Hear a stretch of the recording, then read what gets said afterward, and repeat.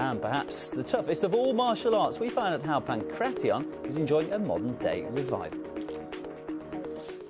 And now welcome to possibly the most brutal and tough action you've ever seen. The ancient Greek martial art of pankration, combining both wrestling and hand-to-hand fighting techniques. It's now close to worldwide revival.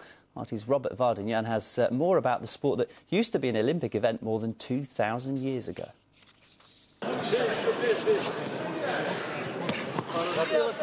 Blood, sweat and courage. It looks just as simple as that. The best way to settle scores for two unarmed warriors. The sport called pankration was brought into the Olympic program in 648 BC in ancient Greece.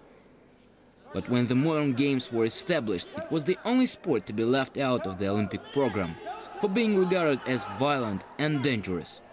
But now it's gaining more and more popularity both in Russia and around the world as the most efficient and universal martial art humans ever developed. Pankration is simply a blend of wrestling and hand-to-hand fighting. At first they held the competition separately in ancient Greece. The point is that athletes often tried to hit their opponent while wrestling or use grips and throws while boxing. So they finally decided to put the techniques together in order to give birth to an ultimate fighting art. That's how pankration turned up. Just as simple as it is genius. Some would say it's just a no-rules fight, but the truth is pankration has strict regulations. No hitting in the neck and spinal cord areas, no elbow, knee or foot kicks when the opponent is taken down to the ground. And no rest for the fighters within the 5 minutes they have to prove their fighting skills. Combat Sambo is definitely the closest discipline to pankration.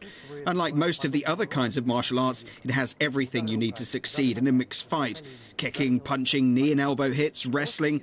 Elsewhere, pankration and combat Sambo are the only disciplines to pay such a lot of attention to ground wrestling. Unlike many of his sport mates, Artem Stepanyan mostly counts on his hand-to-hand fighting skills, gained in the Russian army. After winning another fight, the 23-year-old discloses to us something that's hidden behind the cold eyes of a warrior. We're all humans. It's hard to feel calm before the fight, but when it started, you need to leave it all behind and act like a combat machine. Despite being off the Olympic list, pankration may soon take another step towards its global recognition. And has many supporters on the way.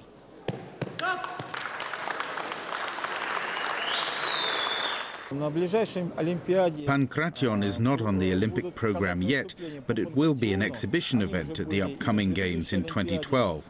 And it's only the beginning. I'm sure we've already come to the point where a mixed martial art has to become an Olympic sport, no matter what we could call it. We're really doing our best to make this come true. It's regarded as brutal and violent. It hurts and takes a fighter to find the very limit of his skills and abilities, both physical and mental. But there is one more thing about pankration that cannot be left out. With the background of corruption and match-fixing widespread in the world of professional sport, here is a sport that remains fair and seemingly impossible to rig. Robert Vardanyan, RT, Moscow. Okay, you're up to date. There will be more sport coming your way in 2 hours' time. Stay around for the world weather, though. That's next.